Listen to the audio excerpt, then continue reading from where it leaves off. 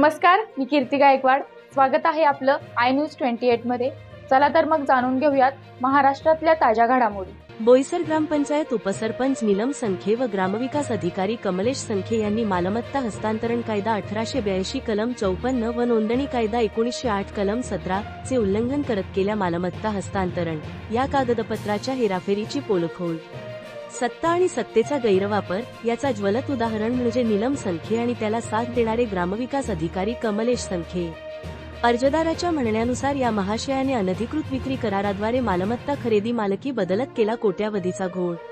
जसे की अनोंदणीकृत विक्री करार करणाऱ्यापैकी जसे संतोष शांतीलाल जैन, नागेश संतलाल श्रीवास्तव, हितेश मेरीलाल जैन, रमाकांत पांडुरंग संखे, नीलम रमाकांत संखे, रफिक दाऊद शेख, शाकिर रज्जाक बावला, इम्तियाज अली हसन सिद्दीकी, मे कृष्ण इंटरप्राइजेस राजेश कृष्ण उन्नी यासारख्या अनेक जणांच्या मालमत्ता नावावर करण्यात आलेली आहे।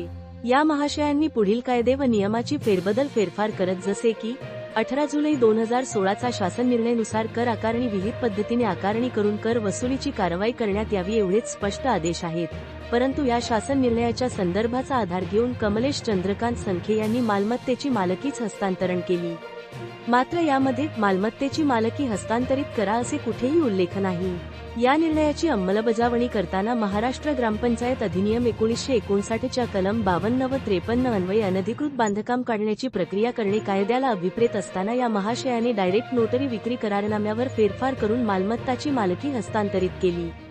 12 जुलै 2011च्या निर्णयानुसार अतिक्रमणे खूप कालावधीपासून आहेत किंवा त्यांच्या बांधकामावर प्रचंड खर्च झाला आहे, अशा कारणास्तव अतिक्रमणास संरक्षण देण्यात येऊ नये। सदरील अतिक्रमण काढून टाकणे ही ग्रामपंचायतची जबाबदारी असताना या कायद्याचे वारंवार उल्लंघन झाले। ग्रामपंचायत काही नियमांची व कायद्याची उल्लंघन करणारी कृती करीत असेल किंवा तसे करायचे ठरवले असल्यास त्याबाबतचा अहवाल माननीय मुख्य कार्यकारी अधिकारी, गटविकास अधिकारी यांना विहित मुदत सादर करणे ही ग्रामपंचायत विकास अधिकारी म्हणून जबाबदारी असताना असे न केल्यामुळे त्यांचेही कृत्य बेकायदेशीर कृत्य असल्याचे पाहायला मिळते। या व अशा अनेक कायदे नियमांची उल्लंघन करत मालमत्ता हस्तांतरण करण्याचा सपाटाच लावलेला आहे। तरी पुढील भागात पाहूया आणखीन सविस्तर कागदपत्रांची पोलखोल। वार्ताहर इंडिया न्यूज 28 साठी प्रणय प्रभाकर पाटील, पालघर जिल्हा ब्युरो चीफची रिपोर्टर।